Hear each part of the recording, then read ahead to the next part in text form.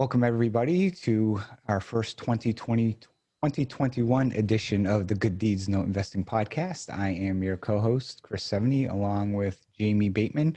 And today we have a special guest with us. We have Richard McGrew from Prominent Funding.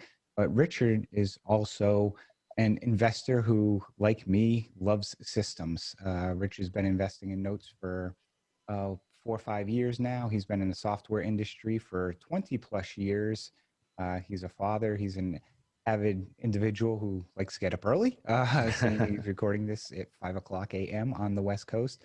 But he's somebody who we want to have on the show because really exemplifies how you can scale a business working full time if you have the systems in place. And he's created a note system for investors who are looking to scale. And Jamie is one of his clients.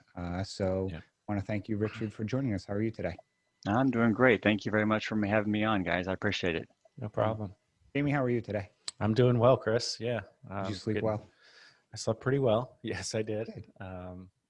Just kind of focused on the new year and ready to put 2020 behind us. So I was 3-1 in my pitch games last night, just so you know. Okay. So it was a good night last night compared to the last time we played. Good, yeah. I was going to ask you that if you're still doing the card games on Thursday Yeah, we nights. do. Thursday nights, we play cards with some buddies from college on this app called Trickster. So, but that's not what we're here to talk about today.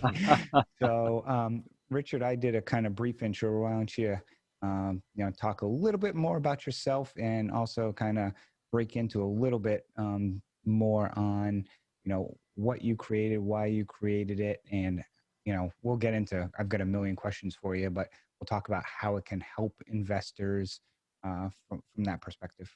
Yeah, sure. Well, thanks for having me on again. I really appreciate it. Like I said, I've been doing this for, you said, I guess, I've been doing this for a few years now. And, I'm a father and a husband and a serial entrepreneur. I'm always trying something new. And I've got a couple different businesses running in the software space.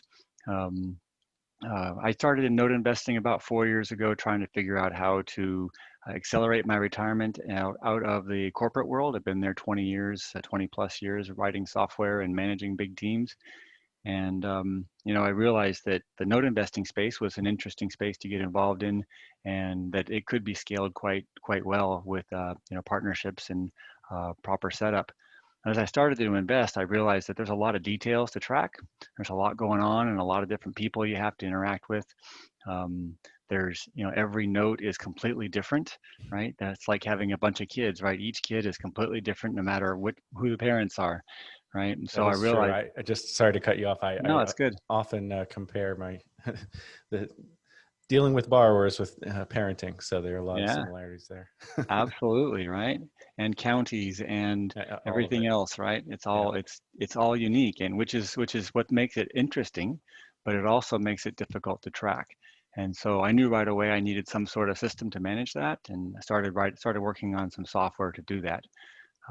About a year in, I was at a note conference listening to a bunch of folks talk about the problems they were having. They did these panels talking about, what everybody get together, talk about what your key problems are, and then come back and share with the audience.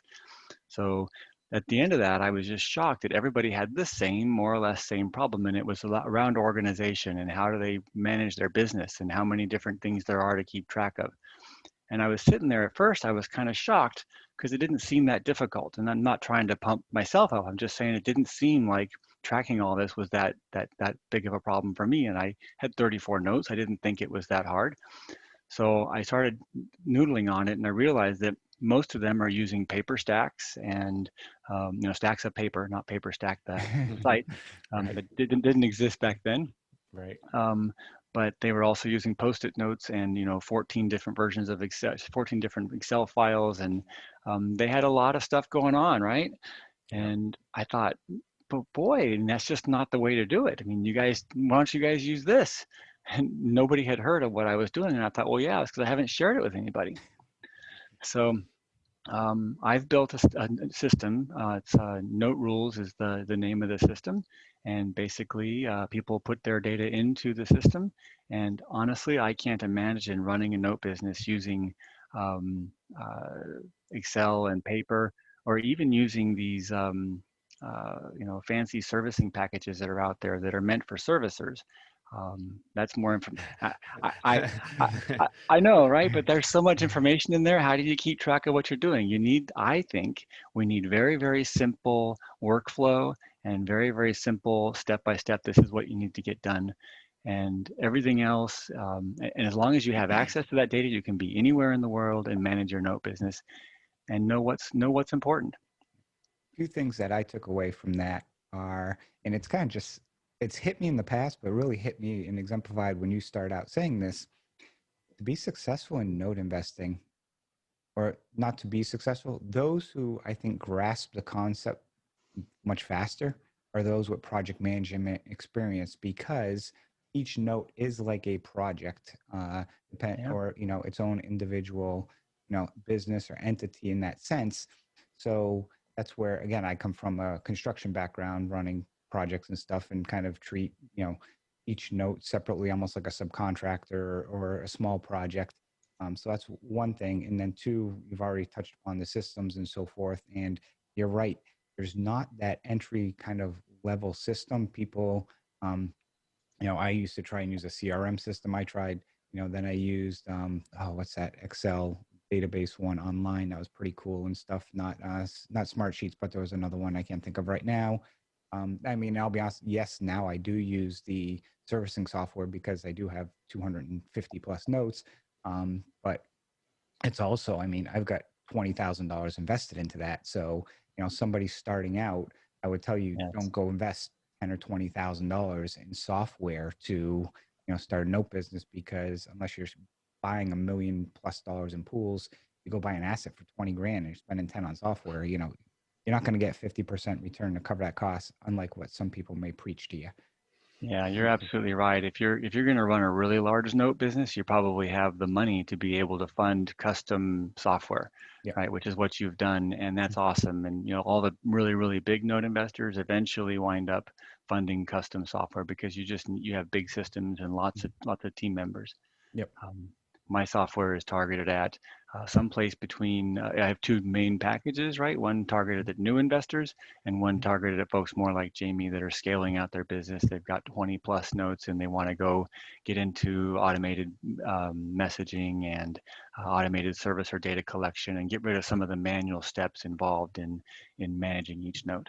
Yeah. So Richard, if you don't mind, just jump in. So I've mentioned this before in the podcast, and it's not my idea at all, but most businesses, including the note business, really come down to three things: deal flow, sourcing, and asset management, right? So sourcing of deals, and then sourcing of money, two separate things, and then asset management. So what you've come up with and what you work on is the third part, which is asset management, which is often overlooked, I think, by newer note investors. So just framing it in that way, what level of what number of notes would you say is kind of the breaking point where you need something like what you offer? Would you say it's 2 notes, 10 notes, 20 notes? That's a great question. So it depends on who you are, right? If you are an investor that is looking to buy 2 notes and that's it, you're going to treat it like a completely passive job. The servicer is going to do everything for you, and you just want to get the money, and you're going to buy a super high quality note, then you don't need software, right? Excel is fine, or even Post-it notes and paper is fine for a business of that size. If you think you might want to scale, then I think you need software from the very beginning. I don't think you should wait. I think you should put a system in place. If you think you're going to try to get to 10 notes or more, you absolutely need software. I know my first note, you guys probably have the same story. My first note, I can still tell you where it is, who the borrower was, how many beds and baths it was, what the community was like, what the house looks like, what the acreage. I can tell you everything about that first note. But once I got to 3 or 4, they started to get pretty jumbled in my head. Right. And in software, without software, there's no way you can manage a note business effectively. Yeah, makes a lot of sense. It's more about where you're headed than where you currently are. Yeah. And it's interesting too, because, the software also because in today's world, there is information overload. And note investing, I think, is one of those businesses that does have that information overload, where there's so much information that's out there. But once, like when you go to buy a note, yes, you want to know acreage, location, beds, baths. after you buy that note, you really don't actually care about that, information That's right. essentially, because you're focused on other aspects. And that's what's great about systems that you set up is, you can customize them, and like you have with your system early on, because I know yours goes through the whole due diligence process as well.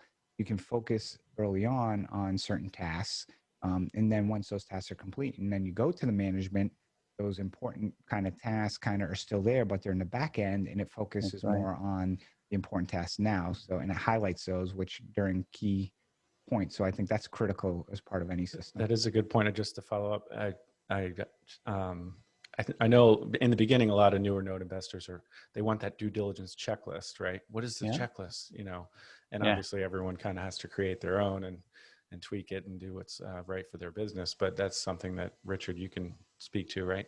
Yeah, absolutely. So we have an app in our solution that we call the Purchase app. Actually, we're upgrading it to be the Transactions app because it turns out that those transactions, those activities in the due diligence are almost completely repeated during the sale of an asset.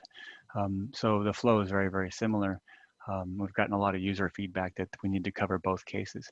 But the bottom line, is when you go to buy an asset or sell an asset, you've got a lot of due diligence you have to get through, and it's not hard. You can download a checklist off of Bigger Pockets, or you can talk to Chris and Jamie. You can find the information on how to get through a transaction. But remembering to do it, and that you got it done, and then when it's completed, what did you complete? In our system, it gives you simple locations for tracking for due diligence. For example, on the tax reporting, after you call the county, you got all your notes. 2 years from now, when you're trying to figure out why you're getting a tax bill, you can go back and pull up your due diligence and see, oh yeah, that's right, there wasn't past due tax bill on this, and we chose not to pay it because of this and that scenario. And so also, I find if you don't have that stuff put down in your system, you wind up going back to that collateral file over and over and over. And each time, that's another 15 minutes of your life lost, another 20 minutes of your life spent chasing data that you already had and you should have had at your fingertips. Instead, you wasted your time trying to do it. Or worse, you lost it and you can't find that data anymore.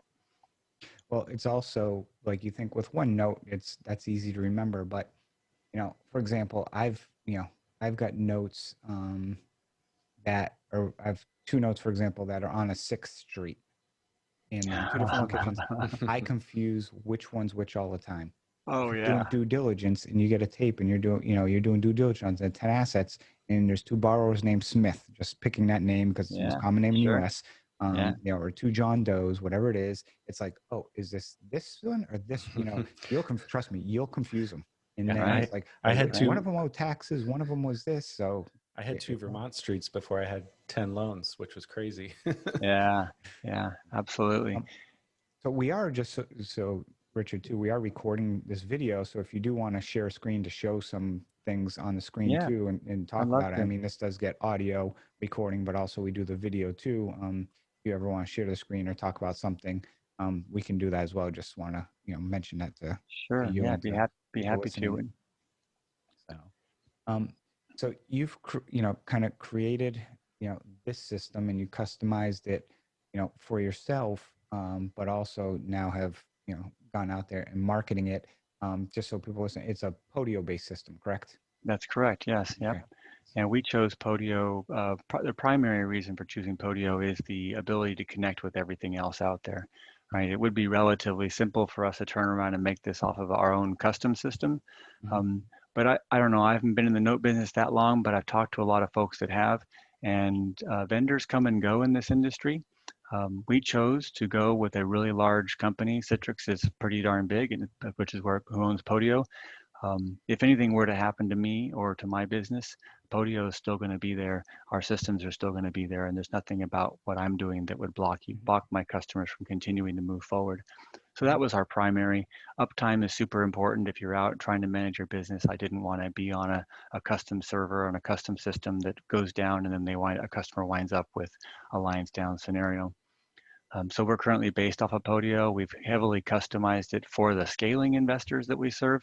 So for someone like Jamie or yourself, if you were to choose to jump over, not at all an advertisement, um, um, we have a bunch of automation that helps our customers do things like automated outreach to their customer base and their leads, and other things like that. So that connection is a huge value add that we put on top of Podio. Well, that was one of the things that I really liked up front, was that you have different levels of service. So the first couple years for me was pretty inexpensive, and it still is. It's still a good value, but we've just recently upgraded both our Podio subscription as well as the Portfolio Activity Center under NoteRules, and so you can really tailor it to what you need.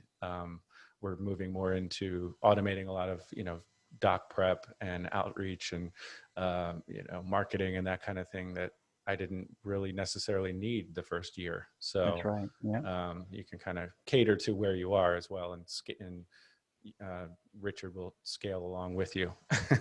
Absolutely. And also it's nice for those looking to scale, and you mentioned about getting systems earlier. The note business, everyone goes through kind of this learning curve, and it reminds me of, I'm an engineer, so I'd take calculus, and Richard's smiling. So I remember like having to do the long way to figure out a derivative of something, and you got to do all this XDX and all this other stuff, and then all of a sudden you're like, okay, so now you have if it's 2x squared, you just drop the 2, multiply by the front, and then subtract the exponent by 1. And I'm like, after they show you this long-winded way to do this and you teach it, there's like this little simple backdoor trick. And it's like, but you need that, that background of how it's done first. And what's nice about these systems is it kind of mixes the best of both worlds, and the fact that you still have to do that heavy lifting component and work your way through, but these systems do allow you just more of a tracking purpose. It's not really cheating, like I'd say that kind of was in calculus, in the sense of, oh, you just do this, and like the simple way out. The project management component that you need, and people, I can't scream loud enough how much of a systems person I am, and I've got a recording I'm doing for Kimberly this weekend, and how I can how I stay sane with my note business, and so forth. And it's really truly about those systems. And same thing with you, Richard. You're a serial entrepreneur. You've got a lot of stuff going on. You're a father. You're a kid, and you've got 30, 40 notes, or you had at one time or still have, and so forth. And it's basically, I'm curious, how much time do you spend a day on your note business? Maybe 15 minutes, depending on the situation. There's obviously days that burst over that, but I have a very organized system that tells me what to do today, and I check that. If there's nothing to do, I can move on, and it's that simple. Yeah. So people think that, like, oh my God, I have 10 notes, I'm going to spend like 3 hours a day. If you're spending 3 hours a day, you're doing something wrong, honestly. Yeah, you're probably going back to that paper stack, trying to check and see what you're supposed to do today, right? And exactly. checking each note. Yeah, it's crazy. Jamie, you look like you're going to mention something. Go ahead. Did you want to share your screen, Richard? Or yeah, of course. Yeah, one thing I wanted to say earlier, we were talking about due diligence. As you start to scale, you wind up with multiple team members, typically, right? Because there's a lot of manual steps that you can outsource. Our system is really nicely built around a chat-based system and multi-user integration, which allows all of our customers to be able to share all their data seamlessly. And then your due diligence checklist, you can check something off, and Jamie can check it tomorrow and see that it was done, or I can check it, and we get notifications that things are happening in our business even when we're not the ones doing the work.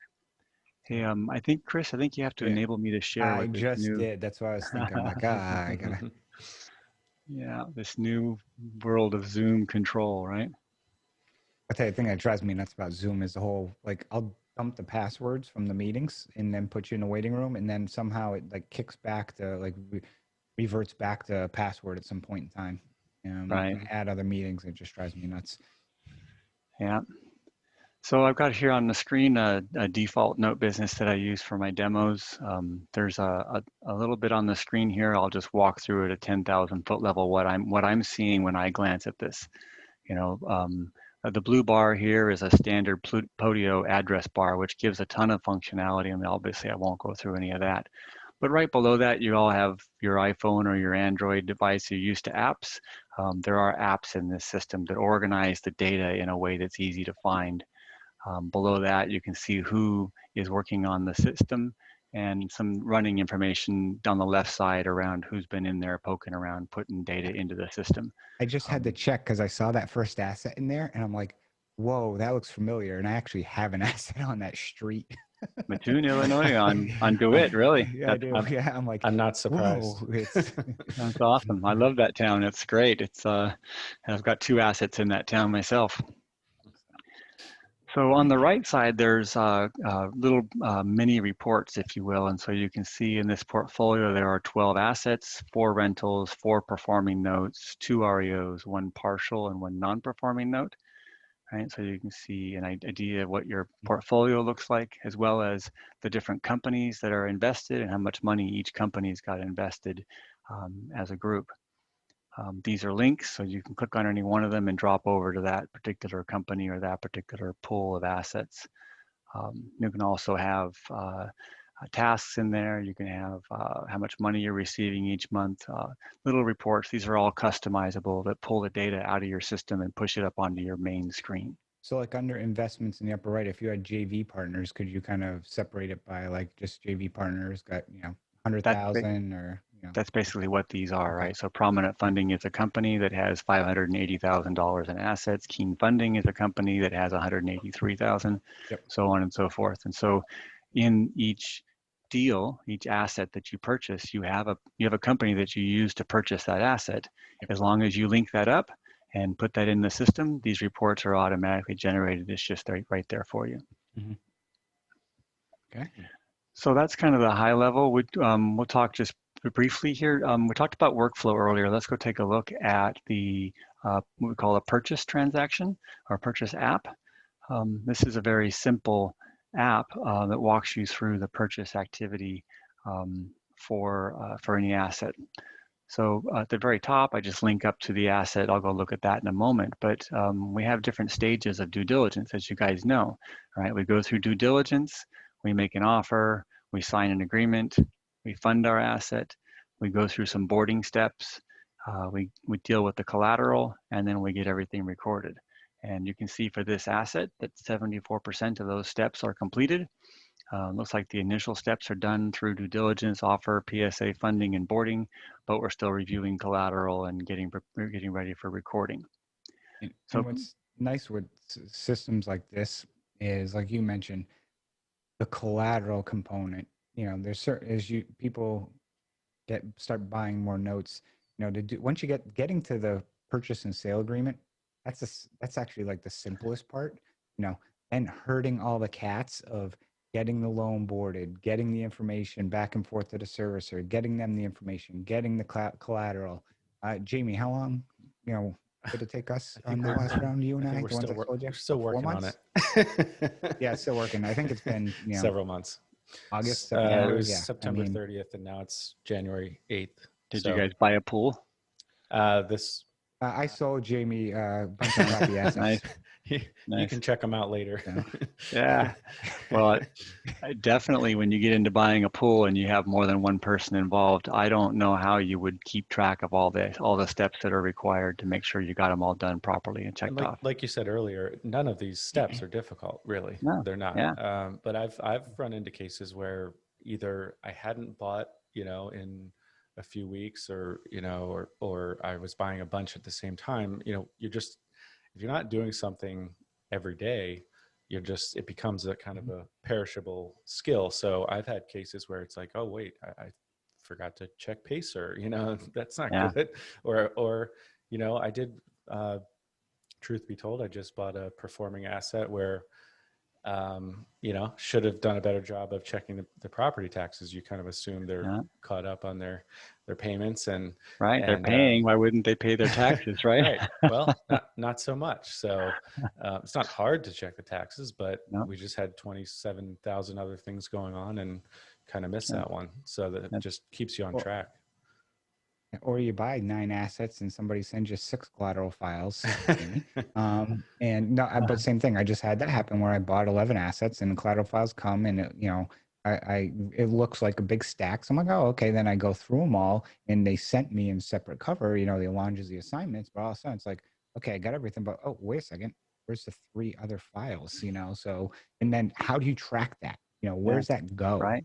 So, and these are things that for people listening, these are things you got to think of. This business is not, it's like anything in life. It's not a nice straight, road that looks like a runway. It's more like off-roading through the mountains. Is how it goes, and stuff like this happens. And this is the stuff nobody teaches you. And people talk about training and so forth. Everyone just talks about all these perfect world scenarios or some one-off things, but this is reality. And this is the stuff that, okay, how do you track this? And this is the stuff that really makes or breaks, because you can really, spend a boatload of time chasing a lot of this stuff, or you can spend, 20, $50 a month, have a system, whatever it may be, or 20,000, in regards to what, how it tracks all of your things. Absolutely. Yeah, so let's just talk real quickly about some of the due diligence steps that you might take, right? This system is meant to be super simple to use. You can see that all these buttons here have been checked, but when you start a brand new purchase and just brand new due diligence step, you would start checking off these buttons one at a time until you finally complete all your due diligence steps. You can see here that this was done. I was at the top. I could see, we bought this note back in 2018, but I still have all my notes regarding the due diligence steps, who I talked with, the county information, the tax situation, and then my final summary on, do I think this due diligence is, good enough to go ahead and purchase this asset. Go on to offer checklist. That's quite simple, but the point is, all the steps are tracked. You can see exactly where you are. And over here on the right, if there were multiple people involved in this transaction, it looks like there were not. But if there were, you would see their names in here and what they were doing. And if they made any comments, you would see all the activities in the transaction. Yeah, and one nice thing I've really enjoyed is the fact that you, Richard, will tailor it for us. Absolutely. If these aren't the steps that we follow, it's as long as Podio can support it, we can tailor it to what we need. So that's right. Really helpful. And it sounds like you mentioned earlier when you talked about, if, you hit the lottery and go live on some exotic beach somewhere, once this is set up, it's set it and forget it, essentially. That's right, pretty much. And, it's basically just Podio-based from that point on. That's right. The basic systems that I built, anybody could build. It really comes down to, do you want to spend your time building systems or investing in notes or hanging out with your family, right? Where do you want to spend your time? But once the systems are up and running, everything's pretty much, like you said, set it and forget it. And folks can continue on without me, even if they don't need my help. I am very active. I believe this business is super valuable for folks. And so I spend a lot of my time, and my team spends a lot of their time helping folks like Jamie scale their businesses. For the average note investor that's only got a couple notes, we get them up and running, get their assets installed really quickly, get over that first, that learning hurdle is kind of painful in the very beginning with any new software. And then once they're up and running, they usually don't contact us for 6 months while they're scaling their business. And then they come back around like Jamie, where they want to, they want to generate all their contract documents and don't want to have to pay somebody or use Word merge or Excel merge, right? And they want to get more formal about how they generate their documentation, or they want to start scaling out and sending, sourcing emails to their contacts or sending letters or postcards. That's where we get back engaged again. Yeah, one other thing, if you don't mind touching on, is I know you're doing a little bit more integration with the servicers. Yeah. And obviously servicers play a super key role in all of this, we all know. Yeah. So would you mind touching on how you're doing that? Yeah, sure, of course. So if I share another app with you guys, there is as you said, there's a lot of different servicers out there. And what I find myself as I run my business, you know, you purchase an asset, you wind up with a servicer because that servicer came with the asset, right? And you have to make a decision. Do you deboard that asset and put it with some other servicer, take the risk that that the borrower is going to stop paying and use that as an excuse? Or if you're buying a non-performing note, do you want to service it with the company that's currently doing it, who's got all the background, or do you want to move it over to somebody that you trust that manages notes the way you want to manage them? The bottom line, you got all these decisions to make about how you're servicing, right? I wound up at my peak, I had 34 notes, and I had sorry, on my screen you just saw some notification from one of my customers. Sorry, so I wound up with I don't know, 6 or 7 different servicers, and so I started finding I was spending more and more time in there just tracking down what's happening at the servicers rather than, like I said, I'm spending 15 minutes a day. It started creeping up again, and so I realized I needed to start to scrape some of that data from the servicers and pull it into the portal. There's no reason in today's connected world that I should have to visit 10 different websites to track down what's going on with my portfolio. And so what I started working on was pulling that data over from Allied, from FCI, from Madison, from NAA, so on and so forth. We're currently integrated pretty well with Allied and NAA, or now I guess they're not called NAA anymore, reps, but we've got requests for FCI and Madison. We're actively looking into those. And if anybody else has a servicer that they deal with on a regular basis and has got a few notes there, we'd be happy to integrate with them as well. That's probably fixes their SSL certificate. Yeah, we're working on that. I think we have a workaround for the short term. I'm sure that's a short-term problem for them, but yeah. So, you know, what happens basically is once we get the automation set up for you in your system, we have an app that's, oh, it's blank in this one. So let me bring up an active one. We have just going to the demo here.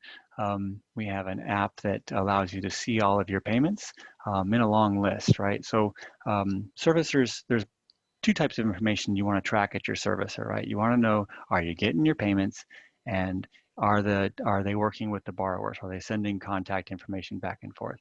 And so what we've put together is a simple data pull that happens once a day that pulls all the data down from your servicer login accounts and pulls them into your Podio system.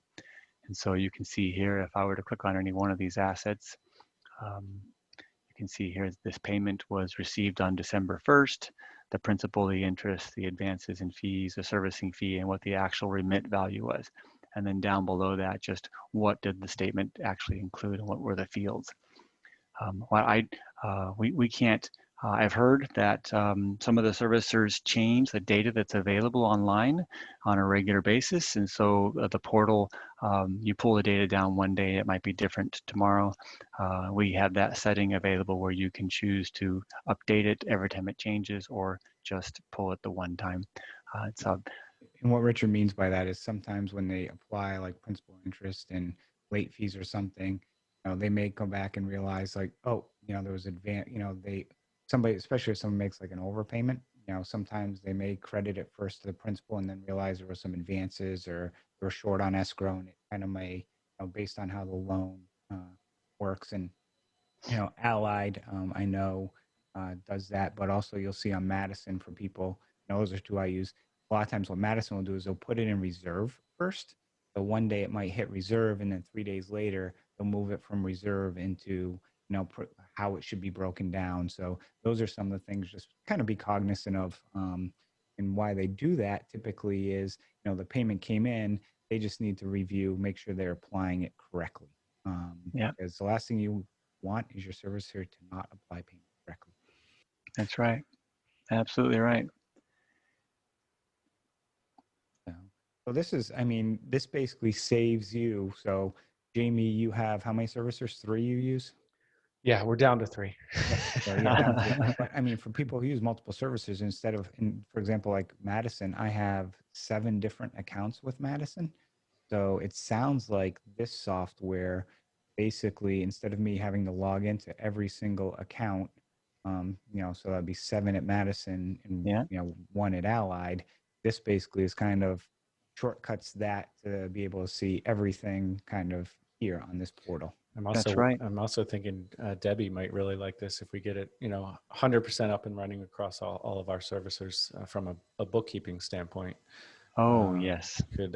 I should be negotiating my bill, her bill down a little bit if we can get this 100%, Well, absolutely. If you look at, that most of us get, we get these checks, that these deposits that show up in our bank account, and it's a single number that doesn't tell you how much was principal, how much was interest, right?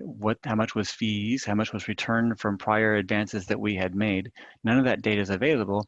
It's available. You can go log into your 7 services or 7 accounts at Madison, and you can find it. Yeah. But it's painful. And then if you decide you want to sell the asset, what's your current unpaid balance? What's your recent pay history? All that data is, again, available at the servicer. And if you're willing to invest 15, 20 minutes of your life, you can go find all that data, or you can have it at your fingertips. And so that's kind of where we've tried to collect all that data up. Richard, how about doc generation? You mind touching on that? Yeah, I want to go there next. Before we jump Can there. I jump into one thing? I just want to kind of, and you keep mentioning, Richard, about, the 15, 20 minutes here, and people need to realize that time adds up significantly. That's per loan. Yeah. And I can't tell you, like, people, again, I automate a lot of things, and you work on your business, not in your business. And, you hear that from, I forget which book it is, one of the books everyone tells you to read. Traction, was that? No, it's not 4 Hour I Work forget. Week. One of the books, they tell you to work on your business, not in your business, which that's true. I mean, you shouldn't be chasing down, all this little stuff. Right. And then even from stuff like here, like if you want to go sell an asset on PaperStack, or on an online portal, everything's probably in here where it's a one-stop shop. Whereas if you log into, for example, Allied, and it's like, okay, in PaperStack, what's the original loan amount? Well, that's not in Allied's portal. Where do you have that information? Oh, it's in my collateral file. Now I have to go open my Windows Explorer, go back, find the collateral, open it up, see where it is, when was it originated, what's the what's the maturity date, right. Trust me, Yeah. I know. Ask me how I know. And that could take hours to pull all that data together to make a sale, and that's fine if you're only selling one note. Right? If you're only doing one note, this system isn't necessary. Mm-hmm. So before we jump over to DocGen, I just wanted to share just really quickly the assets view. So I changed my view on the screen here just to look at a single note, and the reason I brought it up was for this note, you've got the address and a quick little map. Okay, whoopee. But right here at the top, we've got a summary for the types of things that you would be most interested in every time you go to work on an asset, right? What type of loan is it? What's the loan number? Is it a first lien, a junior lien, that kind of thing? What's the payment? What stage is this current asset in, right? This one here is currently it's a paying loan. What last payment came in December 1st for $766, right? Who the borrower is, who the purchaser and servicer are, how many payments have been received, or what the total value and payments have been received and remits as well. Typically those numbers don't equal each other, as any good note investor realizes. There's a lot of things that come out in fees. And then what's the current unpaid balance? And some of these numbers are enabled by hooking up to the servicer, right? So because we have that data connection, I have the real-time data in here on when the last payment was, the total on remits, and the current unpaid balance. All that's automated because of the connection with the servicer. Yeah, that's pretty neat. All right, so you wanted to talk about doc generation? Yeah, if you don't mind touching on that briefly. For sure. So as we started getting into selling our first couple of assets, we realized that there's a lot of steps in collecting all the data, getting it correct, and having all that ready. And then also, as a new note investor, you don't realize there are folks that'll generate these documents for you quite cheaply, but they take, even if you can finally eventually find the, Chris and Jamie can point you to the right person to do doc generation, it still takes 1 to 2 weeks, and then you have to iterate over the documents as issues are found. So what we found is for the primary transactions, sales transactions, the content is generally about the same for the sale. You've got a sale agreement, you've got a mortgage, you've got an allonge, an assignment, and then you maybe have some servicer instructions and a few other items that you want to put out there, depending on how formal you want to be. What we've created here is a simple system to be able to do, basically it's just a doc merge, but it's not, it's basically using the data that's currently in your systems, tracking, it then generates the documents when you're ready, and then you can just print those out or ship them off. We are working on an integration with e-signature so that we can help you with the DocuSign type process. That's not quite done. We're hoping to have that rolled out in Q1. Nice. But if I scroll to the bottom of this particular asset, looks like the data is not plugged in on this example, but you basically have these buttons down here at the bottom where you click on the button and it will generate for you the purchase and sale agreement, the assignment, the allonge, the special warranty deed, reconveyance of deed, instructions to servicer, and the notice of sale receivable. So all these documents will be generated with a click of a button. If you now, need to, if I have my own document that I want, that I've paid an attorney to help me work up, you can incorporate that as well, right? Absolutely right. Yes, and in fact, we don't provide the documents. We're not lawyers, and we don't get paid to be them. You provide me the documents you'd like to use. We'll get those uploaded for you.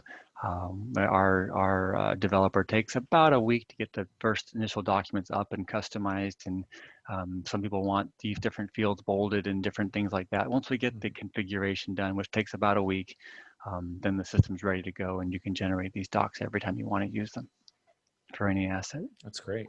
Yep, that's something that we're working with you on. So yeah, excited. Yeah, absolutely. Is there anything else with the tool itself you wanted to point out? A couple other quick steps, things that I do that help me stay on track.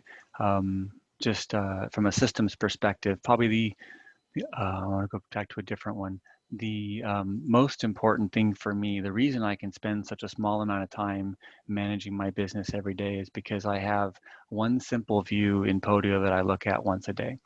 And I'll bring that view up here. This is basically a task list, but I'm not personally a fan of task reminders firing off. Several of my customers like those, and we have a full reminders-based task system that's up and running. But myself personally, I'd rather look at one screen and get my tasks in my face every day. And so this is an example of what I look at. It's basically my asset screen. And the most important part for me is what I call the next step and the follow-up date. And this view here is just sorted by follow-up date. You can see a few days late on a couple of my notes here in Mattoon. We talked about Mattoon earlier. But everything else, the due dates are all there, and you can see what the next steps are, right? So this having some method to know what's important and what's not important is critical in this business, because those stacks of paper are large, and remembering what to work on and when to work on it can just waste so much time. So for me, I know I'm late on a couple of assets. Everything else, there's nothing to work on. Yeah, I can say that this is the view that I mean, you showed me this initially, a couple of years ago, and this is where I hang out most of the time. Yeah. Next step is more of a, maybe 1 week to 1 month out for me anyway. Yeah. And then I do assign tasks to Stephen Berkey and my wife sometimes, but those are generally, those are used differently. So you can kind of use it however you want, but this particular screen is where I find it really valuable. Did you say you assign your wife tasks? Well, I mean, can you teach me how to do that? She is technically an employee, so we've been joking about whether, because she's going to be, spending more time with my son, but whether she quit or was fired, I'm not sure. But yeah, that's a whole separate podcast episode, or maybe even two. Absolutely. You got to get her on. You know, the other thing Exactly. that I've been spending a lot of my time on lately is helping investors like Jamie and others that are scaling their business with the basic systems. I don't think, Jamie, you and I have started on that conversation, but several others. Just let's do a systems review. Let's figure out what steps you're spending your time on that are consuming your day, right? And then let's figure out how to automate those steps out of your business, right? So Whether outside of the PAC system, right? Yes, absolutely. And in general, most of the systems wind up coming right back here, right? If you're, if you're trying to make automated email outreach, right? I've put a lot of time into that over the last 6 months to make sure that's pretty bulletproof, and we can get you your steps out of the way in your space there. Due diligence steps. What is it I'm working on today? Anyway, point is there's a lot of integrations we can do to help you reduce the steps you're taking every day. Yeah, it's just like you'll see in Facebook groups or bigger pockets, people say, what systems do you use for your note business, or what system do you use? And it's usually 5 to 10 systems that people right. list. I mean, typically though, there's this system. There's just slipped my mind. Where you're CRM. your CRM, and then where you're saving everything. Yeah. Whether it's there's Drive. Pipe Drive. I know there's a new software out there that some people started using called ClickUp, which is brand new. Not too familiar with it, but honestly, I've heard positive things about the software. But again, it would still need to be completely customizable for you. It's not, it's similar, I think, like a Podio, where it's a great system, but it's not set up. You would have to do all the setting up, which is a new note investor, it's probably not going to happen and stuff.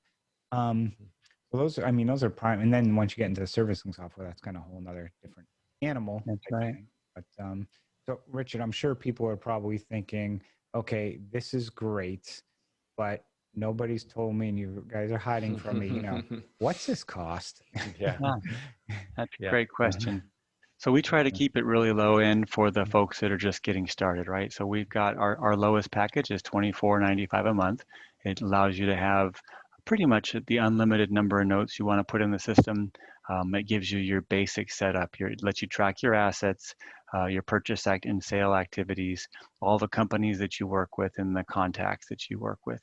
From there, as you decide you want to scale, we have additional packages. Our premium package is $70 a month. With that one, you also have to upgrade to the more advanced Podio version so that you can have some of their automation engine behind it. So that runs on the order of about $100 a month.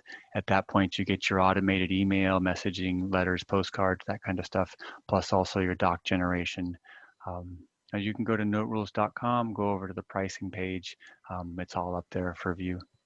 And is it spelt just as it sounds? There's no like funky letters in there? That's right. Like that? NoteRules, NoteRules.com. Okay. Because I know there was another service that was more of a CRM. I can't think of a gentleman's name, but Note Pros. Yep, Note Pros is out there. They've got that's got like the Z at the end, and I was just thinking, okay, there's no like crazy letters, so okay. That's Not right. promoting them. I don't know them. No.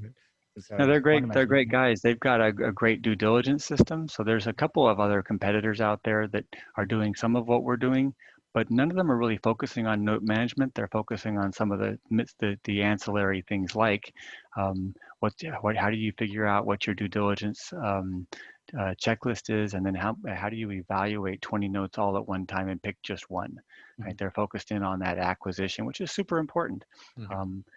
We've talked about partnering together to leverage each other's customers and move things back and forth. So we're definitely doing that. There's other packages out there, but again, I think what people are missing, but like you talked earlier about the 3 different areas you focus on with sourcing and asset management, and I forgot your third one. Sourcing deals and sourcing money. So where do you get the money to buy the deals, right? Right. But most of them are focused on the asset acquisition.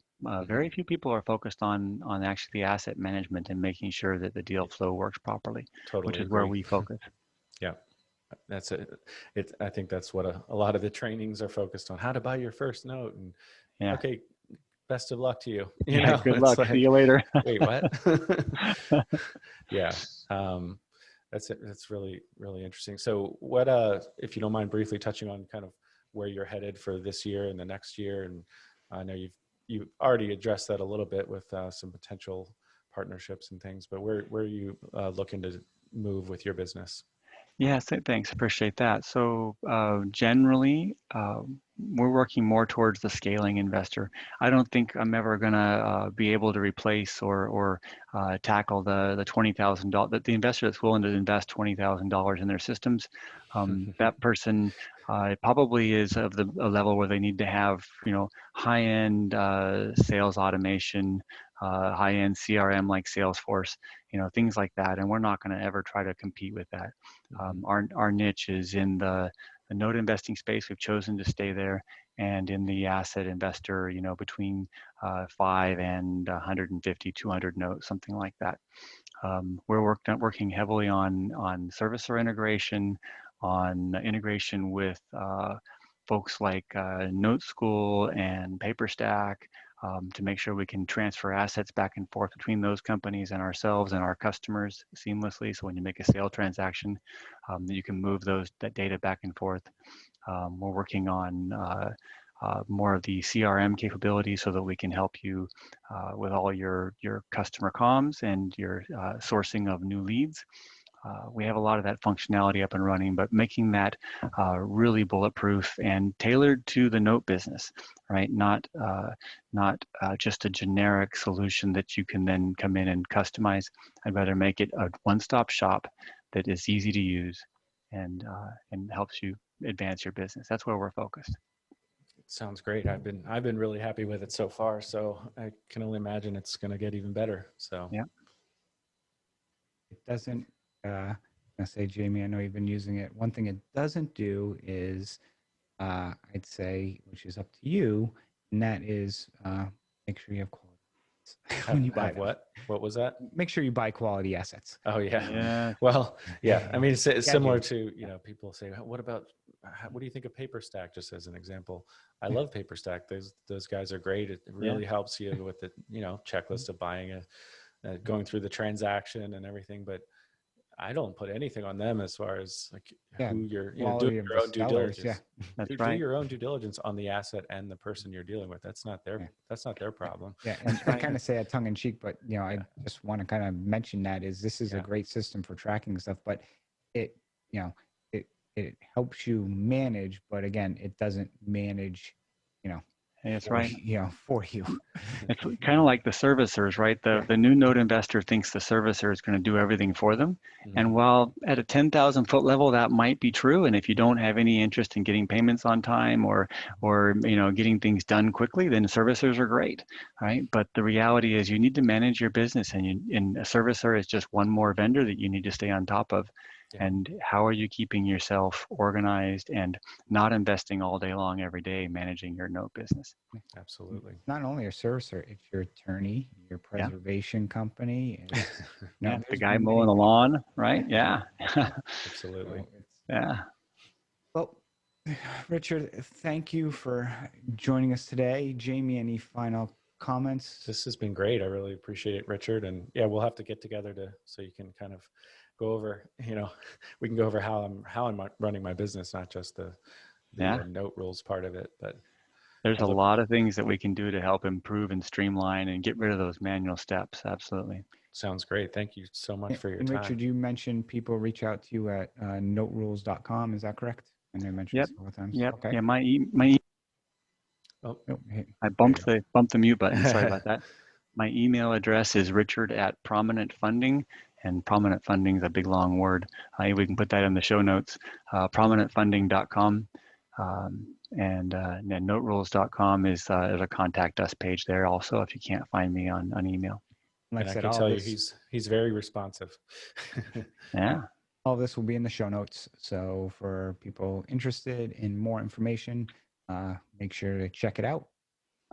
Thank you all for joining us on this episode of the Good Deeds Note Investing Podcast. And as always, make sure to subscribe to us on YouTube as well as at your favorite audio listening station. So thank you all, and go out and do some good deeds.